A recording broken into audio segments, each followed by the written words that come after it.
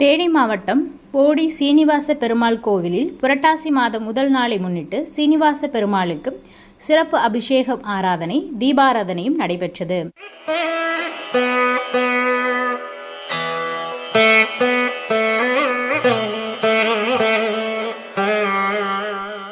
போடி காமராஜர் பஜாரில் அமைந்துள்ள அருள்மிகு ஸ்ரீனிவாச பெருமாள் கோவில் 800 ஆண்டுகளுக்கு பழமையான கோவிலாகும். இக்கோவிலில் ஒவ்வொரு ஆண்டும் புரட்டாசி மாதம் சனிக்கிழமை மற்றும் புரட்டாசி மாதம் முழுவதும் சிறப்பு வழிபாடு சிறப்பு பூஜையும் நடைபெறுவது வழக்கம்.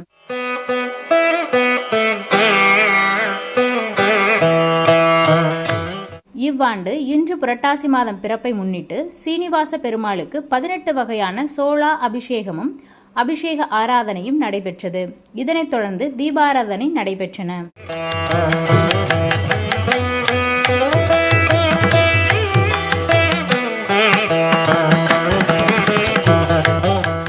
இவ்வருடம் புரட்டாசி மாதம் பௌர்ணமி நாளன்று செவ்வாய்க்கிழமையில் பிறப்பதால் இன்று ஷடசீதி புண்ணிய காலமாகும்.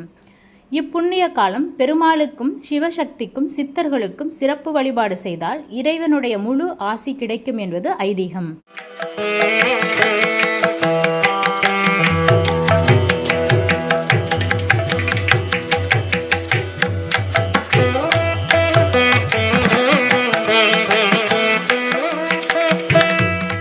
சக்தியுடன் கூடிய சிவபெருமானுக்கும் பெருமாளுக்கும் பிரியமான மாதம் ஷடசீதி புண்ணிய மாதமாகும்.